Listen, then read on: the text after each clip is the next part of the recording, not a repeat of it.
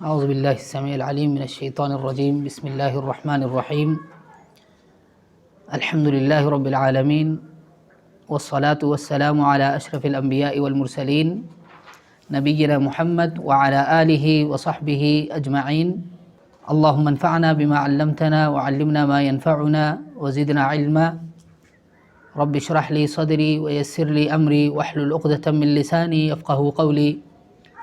اللہم فقہنا فی الدین وعلمنا التأویل۔ مختصر حمد و ثنا کے بعد آج کا ہمارا قاعدہ ہے فہم النص فی ضوء دلالت سیاقہ، یعنی قرآن و حدیث کا کوئی بھی لفظ یا کوئی بھی نص، قرآن کی کوئی آیت یا اللہ کے نبی صلی اللہ علیہ وسلم کا کوئی فرمان جس سے ہم کسی ایک مخصوص مسئلے پر استدلال کرتے ہیں، تو اس استدلال کے وقت ہمارے لیے یہ ضروری ہے کہ ہم اس نص کو سمجھنے کے لیے اس کے سیاق و سباق کو دیکھیں، اور سیاق و سباق کی روشنی میں ہم اس نص سے، اس دلیل سے استدلال کریں، اور اس نص کو اس کے ماقبل اور مابعد سے کاٹے بغیر، اس کے ماقبل اور مابعد کی روشنی میں، اس کے تناظر میں اس کو سمجھنے کی کوشش کریں۔ تو یہ نہایت ضروری ہے۔ اسی لیے امام شاطبی رحمۃ اللہ علیہ سیاق و سباق کی رعایت اور اس کے خیال رکھنے کو استدلال میں اعتدال سے تعبیر کرتے ہیں، اور جس کے اندر یہ اعتدال پایا جائے کہ وہ کسی بھی نص کو سمجھنے کے لیے اس کے سیاق و سباق کے تناظر میں اس کو دیکھیں، اس کے ماقبل اور مابعد کے تناظر میں اس کو دیکھیں اور اس سے استدلال کرنے کی کوشش کریں، تو اس کا فہم، اس کی سمجھ اس آیت کے حوالے سے درست اور صحیح ہوگی۔ اور اسی تناظر میں امام شاطبی رحمۃ اللہ علیہ فرماتے ہیں کہ فلا محیص للمتفہم عن رد آخر الکلام علی اولہ واولہ علی آخرہ واذ ذاک یحصل مقصود الشارع فی فہم المکلف، یعنی اس کے بغیر کوئی چارہ نہیں ہے اس شخص کو جو قرآن و سنت کو سمجھنا چاہتا ہے کہ وہ اس کلام کے اول اور آخر کو ملائے بغیر اس کے لیے کوئی چارہ نہیں ہے، اور جب اول و آخر کو ملا کر اس کے سیاق و سباق کو مکمل سامنے رکھ کر اس کو سمجھنے کی کوشش کریں گے تو اس کے لیے کیا ہے، صحیح فہم حاصل ہوگا، اور شریعت کا جو مقصد ہے وہ بھی اس سے پورا ہوگا۔ اور کہتے ہیں کہ فَإِنْ فَرَّقَ النَّظْرَ فِي أَجْزَائِهِ، یعنی اگر آیات اور احادیث کے مختلف اجزاء میں، مختلف ٹکڑوں میں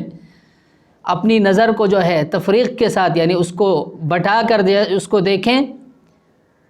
تو فَلَا يَتَوَصَّلُ بِهِ إِلَى مُرَادِهِ، تو اس طرح جو اصل مراد اور مقصود ہیں اس تک پہنچنے میں اس کے لیے دقت پیش آئے گی، وہ اصل مقصود تک نہیں پہنچ سکے گا۔ تو اسی لیے کہتے ہیں کہ وَلَا يَصِحُّ الْاِخْتِصَارُ فِي النَّظْرِ عَلَى بَعْضِ أَجْزَاءِ الْكَلَامِ دُونَ بَعْضٍ، تو کسی بھی بات کے بعض اجزاء کو لے کر بعض کو چھوڑ دینا یہ درست نہیں ہے۔ اگر ایسا کریں گے تو آپ کسی کی بات کو بھی توڑ موڑ کر وہ پیش کر سکتا ہے، اور کسی بھی آیت سے، کسی بھی حدیث سے آپ اپنی باطل نظریات کے لیے کسی طرح سے بھی استدلال کرنا اس کے لیے ممکن ہو جاتا ہے۔ تو اس لیے سیاق و سباق کے تناظر میں اور اس کے روشنی میں بات کو دیکھنا، آیات اور احادیث کو دیکھنا اور اس سے مسئلہ اخذ کرنا یہ نہایت ضروری ہے۔ اسی لیے امام سیدنا عبداللہ بن عباس رضی اللہ تعالیٰ عنہ کے شاگردوں میں سے ایک شاگرد مسلم بن یسار البصری فرماتے ہیں کہ اذا حدثت عن اللہ فقف حتى تنظر ما قبلہ وما بعدہ، یعنی جب آپ کسی آیت کی تفسیر بیان کریں تو اس وقت فقف حتى تنظر ما قبلہ وما بعدہ، ٹھہر جائیں اور اس کے ما قبل اور ما بعد کو دیکھیں، دیکھنے کے بعد اس آیت کی تفسیر اور اس کے مطلب آپ لوگوں کو بیان کریں اور اس سے مطلب اور مقصد اخذ کریں۔ تو اس کی مثالوں میں سے حضرت عبداللہ بن عمر رضی اللہ تعالیٰ عنہ نے خوارج پر جو انکار کیا، اور ان کی انہوں نے یہ صفت بیان کی، یہ لوگ شرار الخلق عند اللہ، یعنی اللہ کے ہاں سب سے بدترین مخلوق ہے۔ یہ کب کہا؟ جب وہ لوگ ان آیات کی طرف چلے گئے، ان آیات کو انہوں نے اخذ کیا جو کفار کے بارے میں نازل ہوئی تھی، اور ان آیات کو لا کر مسلمانوں کے اوپر فٹ کرنا شروع کر دیا۔ تو یہ جب تک سیاق و سباق سے جو شخص جاہل ہو تو وہی شخص جو ہے اس طرح کی حرکتیں کر سکتا ہے، اور جس کو سیاق و سباق کا علم ہو وہ ایسا کبھی نہیں کرتا۔ اور حضرت طاؤس بن کیسان رضی اللہ رحمۃ اللہ علیہ، وہ بھی یعنی سیاق و سباق کی طرف جو ہے استناد کرنے کو ضروری سمجھتا ہے، اور یعنی سیاق و سباق کی جو ہے یعنی تناظر میں آیات کو دیکھنے اور ان سے مسائل اخذ کرنے کو کس قدر ضروری سمجھتے تھے، اس حوالے سے یعنی جب ان کے سامنے یہ آیت پڑھی گئی کہ وجاءت کل نفس معها سائق و شہید، تو انہوں نے کہا کہ فیقول انما یراد بہذا الکافر، یعنی اس آیت سے مراد یعنی وہ کافر لوگ ہیں کہ ان کو جو ہے یعنی پکڑ کے لایا جائے گا، اور ان کو ہانکنے والے لوگ ان کے یعنی فرشتے جو ہیں ساتھ ہوں گے۔ اور یہ انہوں نے کس تناظر میں کہا؟ سیاق و سباق کے تناظر میں کہا کہ یہ آیت کافروں کے بارے میں ہے، اور کہا کہ اقرأ ما بعدها يدلك على ذلك، جب آپ اس کے بعد والی آیات کو پڑھیں گے تو آپ کو جو ہے یعنی اسی بات پر جو ہے دلالت کرتی ہوئی آیت ملے گی کہ اس سے مراد کافر لوگ ہیں۔ تو سیاق و سباق کے تناظر میں آیات کو دیکھنا اور سیاق و سباق کے تناظر میں احادیث سے استدلال کرنا یہ نہایت ضروری ہے۔ اگر سیاق و سباق سے کٹ کر جو ہے یعنی ان کو جو ہے یعنی آیات کو احادیث کو کاٹ کر اپنے مقصد کے جو ہے اور مطلب کی جو ہے بات اس سے اخذ کرنے لگیں تو اس سے جو ہے انسان بہت ساری غلطیوں کے اندر اور خطا کے اندر جو ہے وہ واقع ہو جاتا ہے۔ تو اس طرح کی جو ہے بہت ساری مثالیں موجود ہے۔ تو لہٰذا سیاق و سباق کی جو ہے تناظر میں اس کی جو ہے روشنی میں قرآن کی آیات اور حدیث سے استدلال کرنا یہ صحیح فہم کے حصول کے لیے نہایت ضروری ہے۔ اور اس کے بعد والا قاعدہ ہے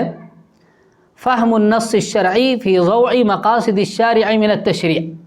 فہم النص الشرعی فی ضوء مقاصد الشارع من التشریع، یعنی اللہ تبارک و تعالیٰ کا کوئی بھی حکم یا شریعت کے اندر جو ہے کوئی بھی یعنی اللہ کا اور اللہ کے رسول صلی اللہ علیہ وسلم کا کوئی حکم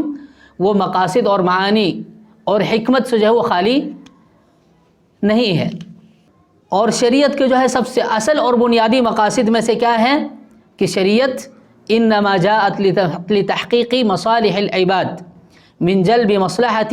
او دفع مفسدہ، یہ شریعت کا جو ہے اصل اور بنیادی مقصد ہے کہ بندوں کی مصلحت، چاہے اس مصلحت کا تعلق دنیا سے ہو یا آخرت سے ہو، اور اسی طرح ان کے جو ہے یعنی ان سے مفاسد کو دور کرنا، چاہے ان کا تعلق دنیا سے ہو یا آخرت سے، تو ان کے جو ہے یعنی مصالح کو جو ہے ان کے لیے ثابت کرنا اور مفاسد کو جو ہے ان سے دور کرنے کے لیے شریعت نازل ہوئی ہے۔ اور ان مصالح میں سے جو سب سے بنیادی مصالح ہیں وہ ہے حفظ الدین ہے، یعنی دین کی حفاظت، جان کی حفاظت، انسانی عقل کی حفاظت، اور اسی طرح انسان کی نسل اور عرض یعنی ان کی عزت کی حفاظت اور مال کی حفاظت، یہ شریعت کے جو ہے اولین اور بنیادی مقاصد میں سے ہیں۔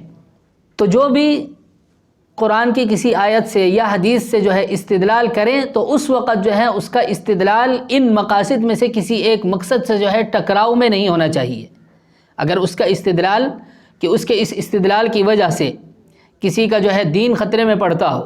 یا اس کے جو ہے کسی قرآن کے آیت سے جو ہے استدلال کی وجہ سے کسی کی جان کو خطرہ ہو یا کسی کے مال اور عقل کو خطرہ ہو، تو اس صورت میں اس کا استدلال جو ہے وہ درست نہیں ہوگا۔ ان مقاصد اور معانی اور مفہوم کا خیال رکھتے ہوئے استدلال کرنا یہ نہایت ضروری ہے۔ تو اس لیے جو شریعت کے جو ہے عمومی قواعد ہیں ان قواعد کے تناظر میں جو ہے شریعت کو دیکھنا اور ان سے استدلال کرنا یہ نہایت ضروری ہے۔ اگر ہم اس تناظر میں دیکھیں گے تو ہمارا استدلال صحیح ہوگا، درست ہوگا، اور اگر ہم اس تناظر میں نہ دیکھیں تو اس صورت میں کیا ہے یعنی ہمارا استدلال جو ہے وہ درست نہیں ہوگا۔ تو اس کی ایک چھوٹی سی مثال کہ اللہ کے نبی صلی اللہ علیہ وسلم کے زمانے میں یعنی ایک شخص جو ہے وہ جنگ کے دوران زخمی ہوا، تو زخمی ہونے کے بعد یعنی جب نماز یعنی اس پر جو ہے غسل واجب ہوا، اتفاق سے سردی کے ایام تھے، اور لوگوں نے کہا کہ اس کو جو ہے یعنی غسل کرنا ہوگا ہر حال میں۔ جب اس نے غسل کیا اس کا زخم جو ہے مزید بڑھ گیا اور اس کے نتیجے میں اس کی شہادت واقع ہوئی۔ تو جب اللہ کے نبی صلی اللہ علیہ وسلم تک یہ بات پہنچی تو آپ نے ان پر سخت انکار کیا۔ تو یہاں پر یعنی غسل کرنا انسان پر واجب ہے، یہ ایک جزئی مسئلہ ہے، لیکن اس سے اہم کیا ہے؟ انسان کی جان کی حفاظت کرنا ہے۔ تو ایسے موقع پر جو ہے شریعت نے اس کے لیے گنجائش رکھی ہے کہ وہ تیمم کریں۔ تو یہاں پر جو ہے ان کے جو ہے استدلال کس قدر جو ہے خطرناک تھا، جس کی وجہ سے جو ہے ایک انسان کی جان چلی گئی۔ تو اس تناظر میں دیکھنا یہ نہایت ضروری ہے۔ تو اسی تناظر میں امام ابن القیم اپنی کتاب اعلام الواقعین میں ذکر کرتے ہیں کہ وما مثل من وقف مع الظواہر والالفاظ ولم يراعي المقاصد والمعانی الا كمثل رجل قیل له لا تسلم على صاحب بدعہ فقبل يده ورجله ولم يسلم عليه، یعنی اس کی مثال اس شخص کی طرح ہے، یعنی جو الفاظ کے جو ہے ظواہر کی اتباع کرتا ہے اور اس کے پیچھے جو اصل مقاصد ہیں، اس کے پیچھے جو اصل حکمتیں ہیں اور معانی ہیں ان پر غور نہیں کرتا، صرف ظاہری الفاظ کا جو ہے یعنی اس کے تناظر میں استدلال کرتا ہے، اس شخص کی مثال یعنی ایسے شخص کی مثال کی طرح ہے کہ جب اس سے کہا گیا کہ کسی بدعتی کو سلام نہ کرو تو اس نے کیا کیا؟ اس کے پاس جا کے اس کو جو ہے اپنے سینے سے لگا لیا، اس کو گلے لگا لیا، اس کے ہاتھ پاؤں چوم لیے، لیکن اس کو سلام نہیں کیا۔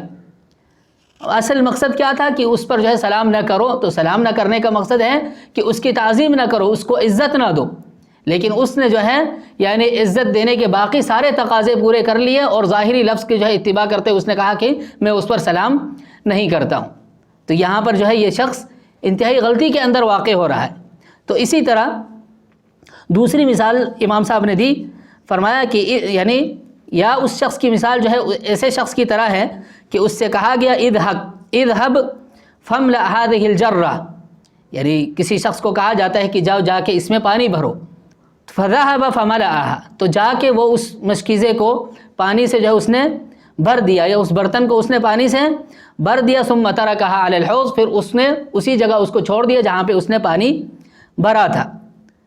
اور جب اس سے کہا گیا کہ پانی بھرنے کے بعد آپ لے کر کیوں نہیں آئے، تو وہ کہتا ہے کہ آپ نے یہ کہا نہیں تھا۔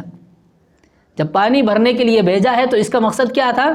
پانی بھر کے لے کے آئے، لیکن اس نے کیا کیا؟ ظاہری لفظ کی اتباع کی، جو اصل مقصد ہے اس کو اس نے ترک کر دیا۔ تو اس نے جو ہے اس پر کام تو کر لیا، عمل تو اس نے کیا، لیکن عمل کے اندر خلل اور کمی واقع ہوئی اور اس کے اندر کمی رہ گئی۔ تو یہ جو ہے ظاہری الفاظ کی اتباع کریں اور اصل مقاصد اور مفہوم کو خیال نہ رکھنے کی وجہ سے انسان اس طرح کی بہت ساری غلطیوں کے اندر واقع ہو جاتا ہے۔ اور اسی طرح تیسری مثال امام صاحب نے دی، یا اس شخص کی طرح ہے جس نے اپنے وکیل سے کہا کہ بِعْ هَذِهِ السِّلْعَةَ، یعنی اس مال کو جو ہے آپ بیچ دو، یعنی اس کو یہ کہہ دیا کہ اس کو بیچ دو، تو اس نے جو ہے یعنی ایک قیمتی چیز کو جو ہے اس نے یعنی انتہائی کم قیمت میں بیچ دیا۔ تو اس صورت میں کیا ہوگا؟ جو یعنی موکل ہے جس نے اس کو وکیل بنایا تھا، وہ جب کہے کہ آپ نے اس کو اتنے میں کیوں بیچ دیا، میرا نقصان ہو گیا، تو کہتے ہیں کہ آپ نے ہی تو بیچنے کا حکم دیا تھا، یا آپ نے ہی بیچنے کے لیے مجھے وکیل بنایا تھا۔ تو یہاں پر کیا ہے؟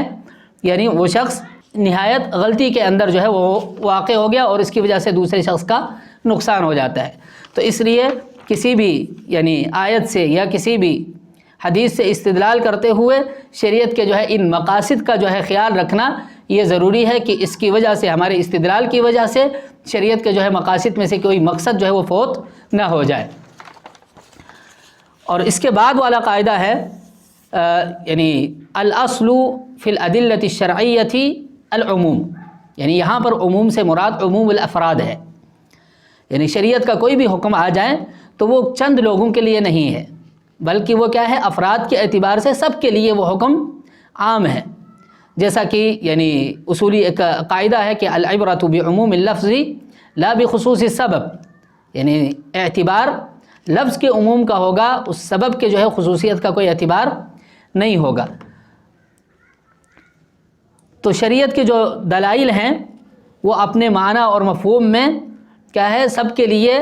عام ہے، اگرچہ اس میں جو ہے لفظ جو ہے وہ خصوصیت کے ساتھ ہو، الا یہ کہ کوئی یعنی کسی شخص کے ساتھ یا کسی فرد کے ساتھ یا کسی ایک مخصوص جماعت کے ساتھ خاص ہونے کی کوئی دلیل موجود ہو۔ اور اس کا معنی کیا ہے؟ یعنی کہتے ہیں کہ ان القرآن او السنہ یجب ان یکون شاملا لمن ورد فی بیان حکمہ ومن یماثلہ من المکلفین علی مر العصور. یعنی اس کا مطلب یہ ہے کہ قرآن کی کوئی بھی آیت یا اللہ کے نبی صلی اللہ علیہ وسلم کی کوئی حدیث، کوئی سنت جس میں آپ نے کسی شخص کو جو ہے کسی کام کے کرنے کا حکم دیا ہو، تو وہ حکم اس شخص کے ساتھ مخصوص نہیں ہے. تو وہ جتنے بھی لوگ اس کے زمانے کے بعد بھی جو اس کا جو ہے یعنی جتنے بھی لوگ آتے رہیں گے ان سب کے لیے وہ حکم کیا ہے؟ وہ حکم عام ہے. جیسا کہ اللہ کے نبی صلی اللہ علیہ وسلم نے ماعز اسلمی کو جو ہے رجم کرنے کا حکم دیا جب اس سے غلطی سرزد ہوئی. تو یہ حکم ماعز کے ساتھ خاص نہیں ہے، بلکہ جو بھی یہ جرم کریں اس کے بعد اور اس کی جو ہے شرائط پوری ہو جائے تو اس کی جو ہے شرعی سزا رجم کرنا ہے. اور اسی طرح اللہ کے نبی صلی اللہ علیہ وسلم نے یعنی ان اورینا قبیلہ سے تعلق رکھنے والے لوگوں کو جو ہے ان کو پکڑ کے لایا، اور پکڑ کے لانے کے بعد ان کی آنکھیں نکال دی، ان کے جو ہے ہاتھ پاؤں مخالف سمت سے کاٹ دیے اور ان کو جو ہے سزا دی. تو یہ سزا جو ہے ان کے ساتھ خاص نہیں ہے. تو جو بھی ان کے جو ہے اس عمل کی طرح عمل کرے، جو بھی ان کے اس کام کی طرح کام کرے، ان سب کے لیے کیا ہے؟ شریعت کا فیصلہ یہی ہے. اور اسی طرح اللہ کے نبی صلی اللہ علیہ وسلم نے اس شخص کے بارے میں جو احرام کی حالت میں اونٹ سے گرنے کی وجہ سے جس کا گردن ٹوٹ گیا اور وہ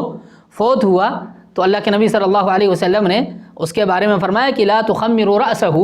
یعنی اس کے سر کو جو ہے نہ ڈھانپو. احرام کی حالت میں جب وہ یعنی دنیا سے چلا جائے تو اس کے سر کو نہ ڈھانپو، اس کو اسی حالت میں جو ہے یعنی اس کے سر کو کھلا چھوڑ کر جو ہے اس کو دفنا دیا جائے. تو یہ ہر اس شخص کے لیے کیا ہے؟ عام ہے جو احرام کی حالت میں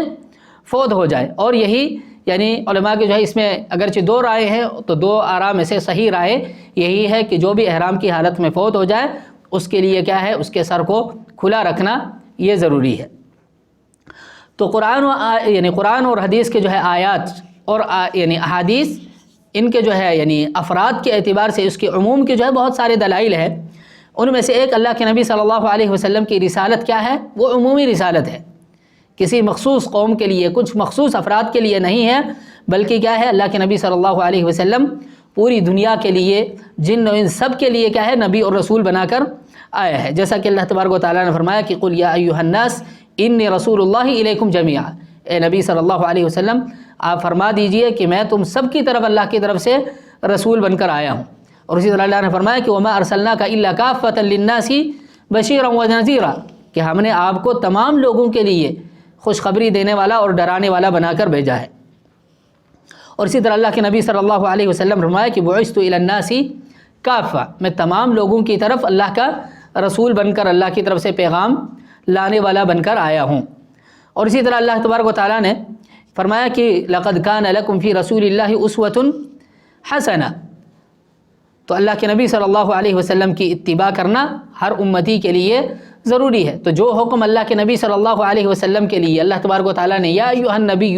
کہہ کر حکم دیا ہو تو اس میں کیا ہے؟ امتی بھی شامل ہے، یہاں تک کہ اللہ کے نبی صلی اللہ علیہ وسلم کے ساتھ خصوصیت کی کوئی دلیل نہ ہو. اور اسی طرح اس کے دلائل میں سے قیاس کے جو ہے یعنی درست ہونے کے، قیاس کی جو ہے مشروعیت کے دلائل بھی ہے، کیونکہ قیاس میں یعنی ایک شخص کے لیے حکم ثابت ہو تو اسی حکم کو دوسرے کے لیے ثابت کیا جاتا ہے. تو یہ سب دلائل ہیں کہ جس کی روشنی میں ہم یہ کہہ سکتے ہیں کہ شریعت کا کوئی بھی حکم یہ کیا ہے؟ افراد کے اعتبار سے سب کے لیے ہے، الا یہ کہ اس کی جو ہے خصوصیت کی کوئی دلیل قرآن و حدیث میں موجود ہو. تو یہ ہمارے جو ہے یعنی اسی یعنی قواعد کے سلسلے میں یہ ہمارے یعنی اس سلسلے کے جو ہے وہ آخری قاعدہ تھا. تو اس کے بعد انشاءاللہ ہم دلالت الالفاظ میں داخل ہو جائیں گے. تو دلالت الالفاظ قرآن و حدیث کے جو ہے دلالات اور اس کے لیے جو شریعت نے یعنی علماء اصول نے اس کے لیے جو قواعد اور ضوابط یعنی بیان کیے اس کو جو ہم آگے جو ہے اس میں بیان کریں گے. تو دلالت الالفاظ اس کی جو ہے مختلف اعتبارات سے اس کی تقسیم ہوتی ہے، اور یعنی اس کی تعریف، اس کا مقصد اور مفہوم، یہ انشاءاللہ ہم اگلے درس میں اس کو بیان کریں گے، اور اس کی جو تقسیمات ہیں، یعنی اس کے جو ہے یعنی شریعت کے جو کوئی بھی لفظ اس کے واضح ہونے یا مخفی ہونے کے اعتبار سے جس طرح اس کی تقسیم ہوتی ہے، نص، ظاہر، مجمل، متشابہ، یہ چیزیں، اور اسی طرح منطوق، مفہوم، اور اسی طرح مفہوم مخالفت، مفہوم موافقت، یہ ساری چیزیں جو ہے انشاءاللہ ان کی تفصیلات ہم اگلے درس میں انشاءاللہ بیان کریں گے۔ تو آج اسی پر اکتفا کریں گے۔ اللہ تبارک و تعالی ہمیں سمجھنے اور اس پر عمل کرنے کی توفیق دے۔